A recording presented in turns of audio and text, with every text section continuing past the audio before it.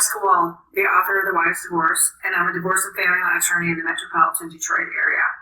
Today, I have the honor and pleasure of having my dear friend, family law attorney extraordinaire, Teisha Tann, in the house. Teisha, thank you so much for coming on the show. Thank you for having me.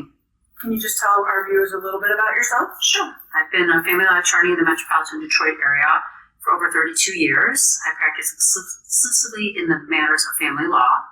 And Jess and I have worked together, co-counsel cases together, been in the same office together, done many things together these last 32 years, and it really helps to have a support system, somebody who understands your life. Yes, I'm sure. I don't think I could have made it the full 32 years without having Teisha by my side. So could you just share today some thoughts on how you choose the right divorce attorney? You've made the decision to file for divorce. Now what?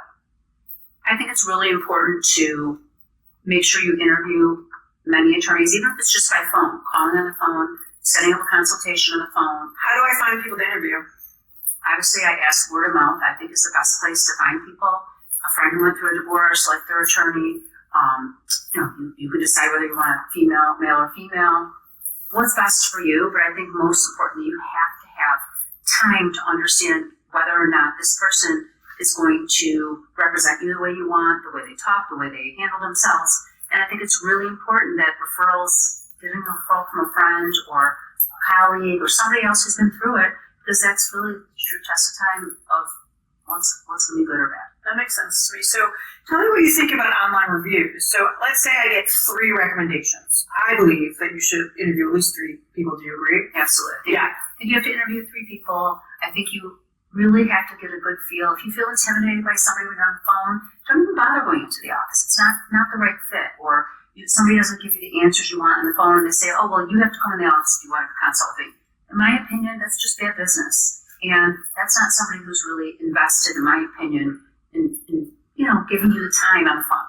Okay, and then, so what do you think about, you have a nice conversation with someone over the phone, and then you want to do a deep dive on them, right? I think we're now of an age where we actually do look up that person online to see what information we can glean about them before maybe we take the next step and come in. So what do you think about those online reviews?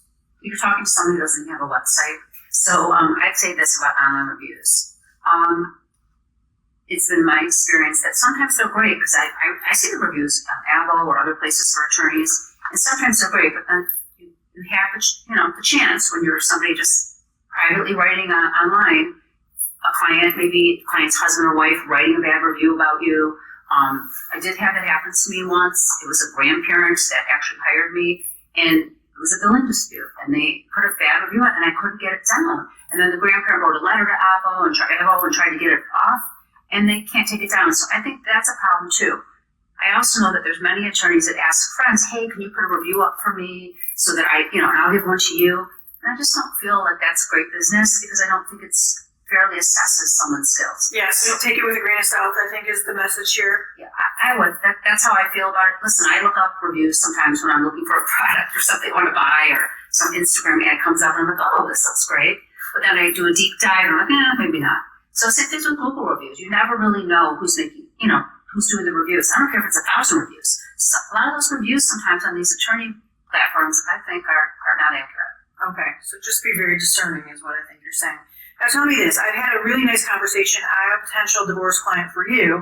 I call you, we talk on the phone, I look up what I can find of you, I feel good about it, and then I want to come in and take the next step.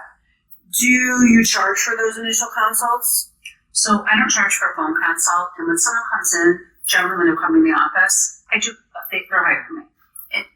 And the event that they come in and they like, listen, I just want to consult, I'll give them another half hour of time probably, but generally speaking, on a phone consult, I think you can get a lot from an attorney. If they demand you come in, I don't know. I don't feel great about that. I also think that a lot of times there's these moms groups. I'm not trying to be sexist to men. I'm sure there's men's groups too, but I'm a woman, so I don't look at those. Moms groups online and Facebook, I see all the time. Hey, I interviewed these 3 attorneys. Could anyone give me some comments about these attorneys? All the time. And if I see that it's an attorney I know, there was one with you on there, and I gave a comment, said, hi, I'm a divorce attorney, she's fabulous, private message me, here's my name and number. So I think that social media can be a really great tool for that because these moms groups have a couple thousand women in them, some of them, and you get a really good gauge on who had what. Oh no, I don't agree. That attorneys, message me. I don't often see people saying bad things on there. They just say private message me. So I think it's a good way to get a feel on somebody. Okay, so how much time do you think you should give on an initial phone call to a potential client? I don't ever have a set time. Generally speaking, if we're diving deep, when there's a lot of facts, a lot of controversy, a lot of issues, it could be, I could be on the phone for an hour. Right? It's not a good fit. Right. And find that out pretty quickly. And I'll find somebody, I say, listen, I know some people who are really good, who are young, and that's how I handle it. That's nice. Okay. Well, I really appreciate it. I think you've given a lot of good information for all of the potential people out there looking to get divorced, particularly in the metropolitan Detroit area. Well, thank you so much for coming on today, Teisha, and sharing a lot of wisdom about the correct way to find the right divorce attorney. I really appreciate it, and I hope you'll come back. And we'll see everybody next week on The Wise Divorce. Thanks so much.